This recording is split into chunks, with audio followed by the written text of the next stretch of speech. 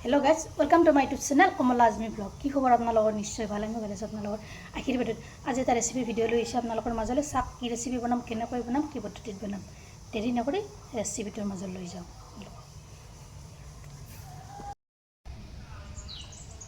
Hey guys দেখিছেনে মোৰ ফুলনি বাগিচানো কি ধুনীয়াকৈ এনেদৰে গোলাপ ফুল ফুলিছে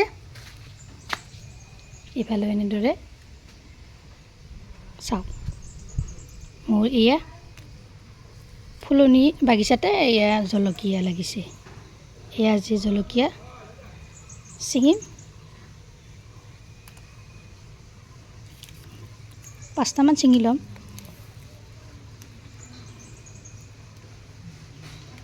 চাওক কি ধুনীয়াকৈ লাগিছে এই পদুলি মুখতে জলকীয়া এনেদৰে লগাই থৈ দিছোঁ এই জলকীয়া মাছৰ তৰকাৰী দিম চাৰিগো ভিডিওটো সম্পূৰ্ণভাৱে আৰু স্ক্ৰিপ্ট নকৰাকৈ হে গাইজ আজি আপোনালোকৰ মাজলৈ লৈ আহিছোঁ এয়া মাছৰ এটা ৰেচিপি ইয়াৰ কাৰণে এয়া মই লৈছোঁ মাছ 6 পিচ মাছ আজি মাছ বনাম এয়া নহৰু দুফালকৈ লৈ লৈছোঁ মান ধনিয়াৰ পাত লৈ লৈছোঁ এয়া গছৰ ছিঙি অনা এই জলকীয়া তাৰপিছত ডাঙৰ পিঁয়াজ এটা কাটি লৈছোঁ চাৰিগো ভিডিওটো সম্পূৰ্ণভাৱে আৰু স্ক্ৰিপ্ট নকৰাকৈ দেৰি নকৰি ৰেচিপিটোৰ মাজলৈ লৈ যাওঁ আপোনালোকক অলৰেডি মই কেৰাহী গৰম হ'বলৈ দিছোঁ তেলখিনিও গৰম কৰি লৈছোঁ এতিয়া মই প্ৰথমতে পিঁয়াজখিনি দি লওঁ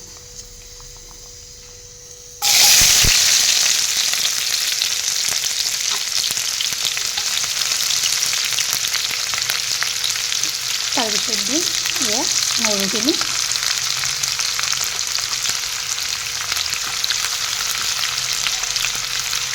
তাৰপিছত কাটি থোৱা জলকীয়া দি দিম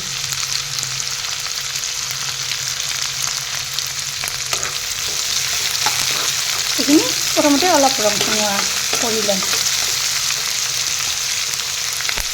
ইয়াতে সোনকালে নৰম হোৱাৰ বাবে মই অলপ নিমখ দি দিছোঁ এতিয়া পিঁয়াজখিনি সোনকালে নৰম হয়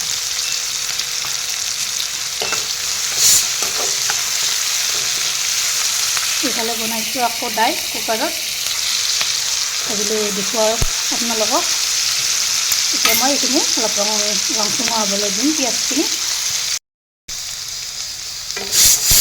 এতিয়া দেখিছেনে পিঁয়াজখিনি ধুনীয়াকৈ নৰম হৈছে এইফালে দালিও চিটি মাৰিলে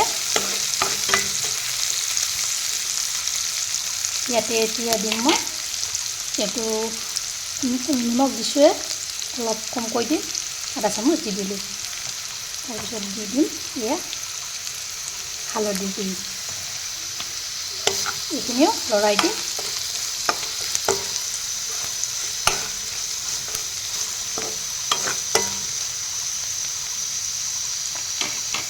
তাৰপিছত দি দিম এয়া মই মাছখিনি দি দিম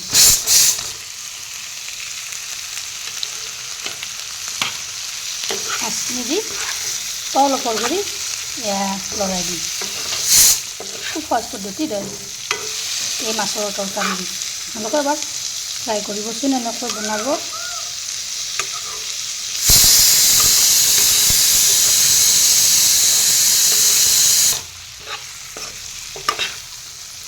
এনেকৈ তল ওপৰ কৰি লৰাই দিছোঁ মাছখিনি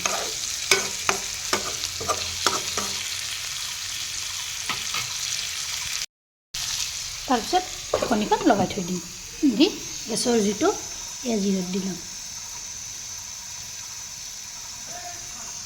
এনেদৰে ৰাখি থৈ দিম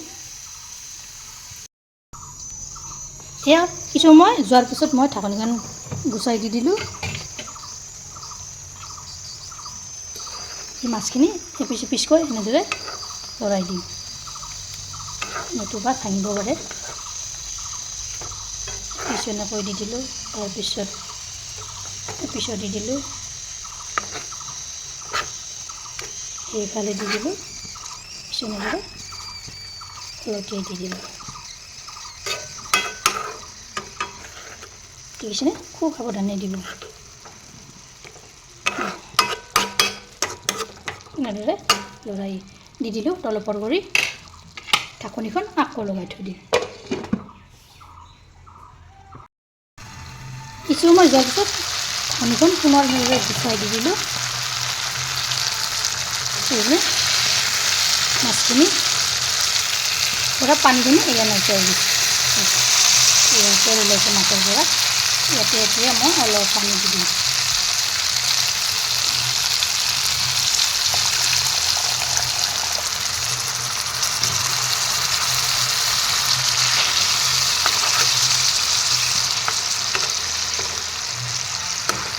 পানী অলপ দি দিছোঁ।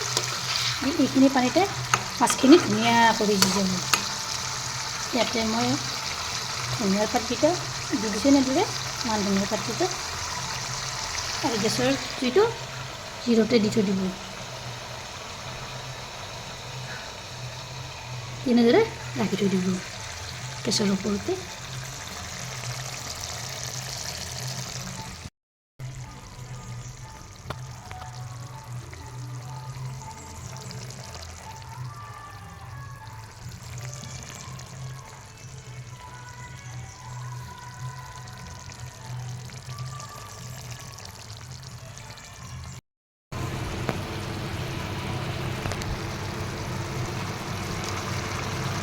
ইয়াত দেখিছেনে পানীখিনি নাইকিয়া হৈ গৈছে।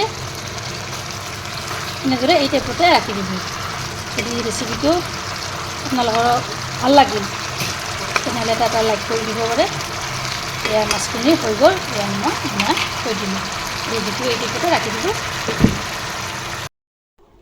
আজি ৰেচিপিটো আপোনালোকে কেনে পালে কমেণ্টত জনাব। ভাল লাগিলে লাইক কৰিব, শ্বেয়াৰ কৰিব, কমেণ্ট কৰিব আৰু যদি প্ৰথমবাৰ আহিছে চেনেলটো ছাবস্ক্ৰাইব কৰিব, লগতে ফেচবুক পেজতো ফ'ল' কৰিব। ধন্যবাদ। আকৌ এটা নতুন ৰেচিপিৰে এতিয়া লগ হ'ম।